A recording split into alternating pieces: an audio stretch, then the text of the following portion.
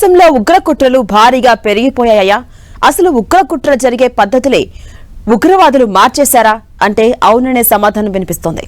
తాజాగా ఢిల్లీ పోలీస్ విభాగం భగ్నం చేసిన ఓ కుట్ర గమనిస్తే ప్రస్తుతం సోషల్ మీడియా అనేది ఎంత ప్రమాదకర కుట్రలకు వేదికగా మారిందో అర్థమవుతుంది. ఇన్ఫ్లుయెన్సర్ల పేరుతో పాక్ కొంతమందిని మన దేశంపైకి ఎలా ఉసిగొలుపుతుందో తెలుస్తోంది. నిఘా వర్గాల హెచ్చరికల నేపథ్యంలో ఢిల్లీ పోలీసులు అప్రమత్తంగా వ్యవహరించబట్టి ఓ భారీ విపత్తు తప్పినట్టయింది. ఆ డీటెయిల్స్ ఇప్పుడు చూద్దాం. ఉగ్రకుట్ర భగ్నం చేసిన ఢిల్లీ పోలీస్ తీగ లాగితే డొంక కదులుతోందిగా. కొద్ది నెలలుగా ప్రతి కుట్రలో షాజాద్ భట్టి పేరు.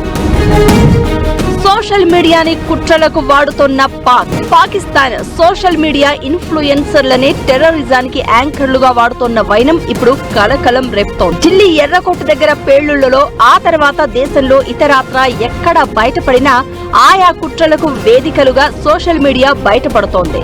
ట్విట్టర్, ఫేస్బుక్ లాంటి సంస్థలతో కోడ్ వర్డ్స్ రూపంలో ఈ బ్యాచ్లు పోగవుతున్నాయి. పోయిన నెలలో విజయవాడలో బయటపడిన ఉగ్రవాద జాడలు కూడా ఇదే రీతిన వ్యాపించినవి. ఇప్పుడు మే 20న ఢిల్లీ పోలీసులు అరెస్ట్ చేసిన ముఠా విషయంలోనూ ఇదే తేలుతోంది. ఈ టెర్రర్ ముఠా సభ్యుల నుంచి పోలీసులు పెద్ద ఎత్తున ఆయుధాలు, మందుగుండు సామగ్రి, అత్యంత ప్రమాదకరమైన పేలుడు పదార్థాలను స్వాధీనం చేసుకున్నారు. దర్యాప్తు వర్గాల సమాచారం ప్రకారం ఈ ముఠా దేశంలోని అత్యంత కీలకమైన భద్రతా మౌలిక వసతులను లక్ష్యంగా చేసుకుంది.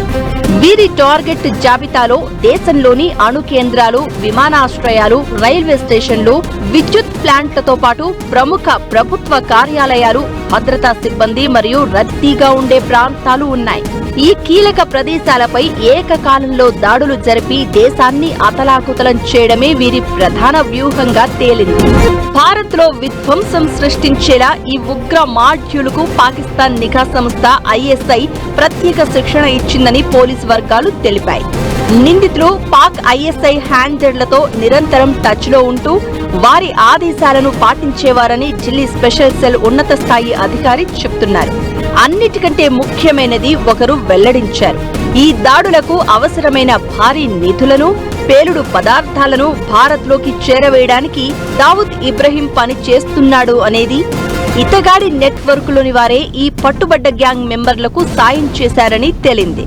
తాజాగా పోలీసులు పట్టుకున్న గ్యాంగ్ దగ్గర 2 Glock pistols, 4 Pakistan made hand grenade, 24 live కార్ట్రిడ్జ్లు ఉన్నాయి. ఇక షాజాద్ భట్టి అనే ఒకప్పటి సోషల్ మీడియా ఇన్ఫ్లుయెన్సరే వీళ్లకి మాస్టర్ మైండ్ గా తెలుస్తోంది. ఈ మధ్య కాలంలో సెక్యూరిటీ ఏజెన్సీలు ఎక్కడ ఏ కుట్ర భగ్నం చేసినా ఈ షాజాద్ భట్టి పేరే తెరపైకి వస్తుంది అంటున్నారు. ఇతనే భారత్ లోని అనేక టెర్రర్ మాడ్యూల్స్ ని తయారు చేస్తున్నాడనే అనుమానం బలపడుతోంది. National investigative agency, Delhi police special cell, Uttar Pradesh anti terrorist squad, Uttarakhand లోని స్పెషల్ టాస్క్ ఫోర్స్ షాజాద్ భట్టిని వాంటెడ్ క్రిమినల్ గా ప్రకటించాయి. పాకిస్తాన్ పంజాబ్ ప్రావిన్స్ కు చెందిన ఇతను సోషల్ మీడియాలో బిజినెస్ మెన్ లా బిల్డప్ ఇస్తాడు. మతపరమైన అంశాలపై వ్యాఖ్యాతగా చెప్పుకుంటూ అండర్ కవర్ టెర్రరిస్ట్ ఆపరేటర్ గా పనిచేస్తున్నాడు.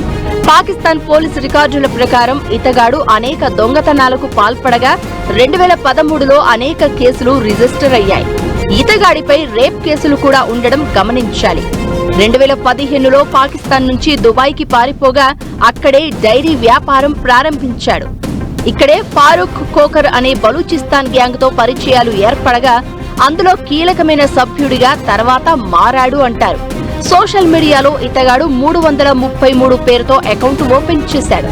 పాక్ ఇండియా రిలేషన్స్ పై వీడియోలు చేస్తూ మతపరమైన కోటింగ్ పోస్తూ ఉగ్రవాదం వైపు ఫాలోయర్లను మళ్లించేవాడు. అయితే ఇదంతా కూడా కేవలం ఇతనొక్కడే కాదని ISI లింకులతోనే ఇలా చేస్తున్నాడు అనేది ఇండియన్ సెక్యూరిటీ ఏజెన్సీల అనుమానం. ఇప్పుడు వరుసగా బయటపడుతున్న టెర్రర్ మాడ్యూల్స్ తీగల డొంక కూడా ఇతని వైపే కదులుతూ ఉండడంతో అసలు కుట్రదారుడు షాజాద్ భట్టినే అంటున్నారు.